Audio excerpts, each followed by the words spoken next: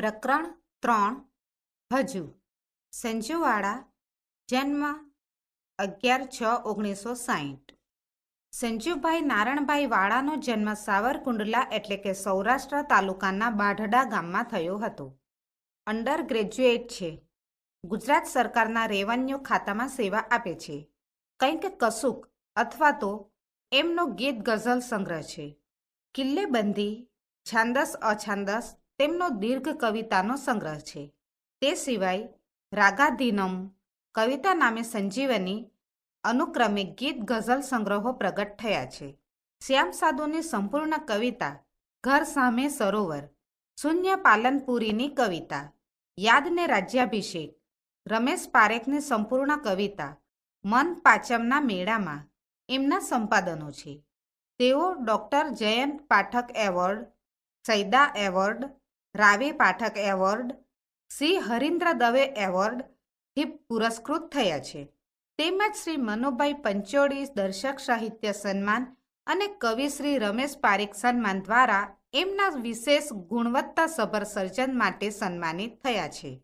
પ્રસ્તુત ગીતની પ્રત્યેક પંક્તિની શરૂમાં જ શબ્દ આવતો હજુને કારણે ગીતની સંરચના અભિવ્યક્તિની દ્રષ્ટિએ અલગ તરી આવે છે. આ રીતેને કારણે આજ સુધી જે બનતું રહ્યું છે અને બનતું રહેશે એનું નિરૂપણ કલાત્મક રીતે થયું છે.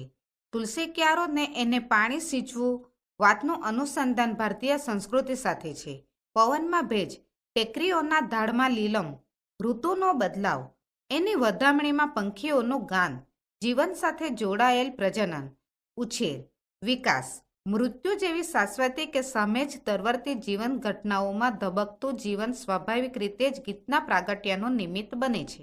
કાવ્યની છેલ્લી પંક્તિમાં તું પકડે છે પીંછી એવો ભાવ આશાવાદને વ્યક્ત કરે છે.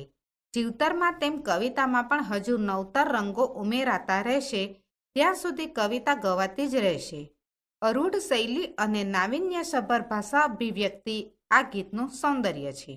હજુ પ્રભાતી સ્વર ઉઘડતા તુલસી ક્યારો સિંચી, હજુ મને એ લઈ ગણગણવો ગમતો આંખો મીંચી. આ પંક્તિમાં કવિ કહે છે કે હજી પણ આપણે ત્યાં સવારના પહોરમાં આપણે તુલસીના ક્યારામાં પાણી સિંચીએ છીએ એ જોવાનો અવસર જ અનેરો હોય છે. હજુ પવનમાં ભેજ વહે છે, હજુ ઢાળ છે લીલા, હજુ ઋતુઓ વળાંક લઈને છેડે કંઠ સુરીલા, હજુ કોઈ માળામાં પ્રગટે પહેલહેલું ચીંચી, હજુ મને એ લઈ ગણગણવો ગમતો આંખો મીંચી. આ પંક્તિમાં કવિ કહે છે કે પવનથી આવતા ભેજની ભીની સુગંધ, લીલા ઢાળ અને ઋતુઓનો બદલાવ આ બધાનો આભાસ આપણને માળામાં આવતા પંખીઓ પોતાના ચી ચીના સુરીલા સ્વરથી આપણને સમજાવે છે કે ઋતુઓ બદલાઈ રહી છે.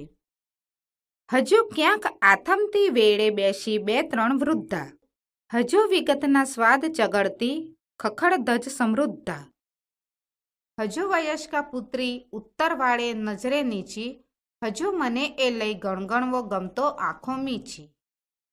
આ પંક્તિમાં કવિ કહે છે કે જેવી રીતે દિવસ ઉગે છે અને આથમે છે તેવી જ રીતે જે મનુષ્ય જન્મે છે એટલે કે તે આખું જીવન જીવે છે, બાળપણની અવસ્થા, યુવાવસ્થા અને વૃદ્ધાવસ્થા, તેમ તેમનું મૃત્યુ પણ નિશ્ચિત છે.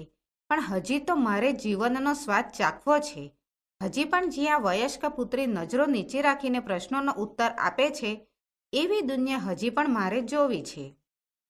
હજુ નદીના કાંઠે કુબામાં ગાતી મુનિયા, હજુ એ ચાંદા મામા કહીને માં દેખાડે દુનિયા, હજુ એ નવતર રંગ પકડવા તું પકડે છે પીંછી, હજુ મને એ લઈ ગણગણવો ગમતો આંખો મીંચી. આ પંક્તિમાં કવિ કહે છે કે હજી પણ નદીના કાંઠે કુબામાં એટલે કે 2 હાથની હથેળી ભેગી કરીને તેમાં જેટલું પાણી રાખ્યું હોય તેટલું રાખી હોય એટલી દુનિયા હજી પણ મારે જોવી છે. હજુ પણ ચાંદા મામા બતાવીને માં કહે છે કે જો આ છે દુનિયા તો એ દુનિયા હજી પણ મારે જોવી છે. હજી તો મારે નવા રંગ ભરવા છે મારે મારી આ દુનિયામાં અને મારે હજુ વધુ જીવન જીવવું છે.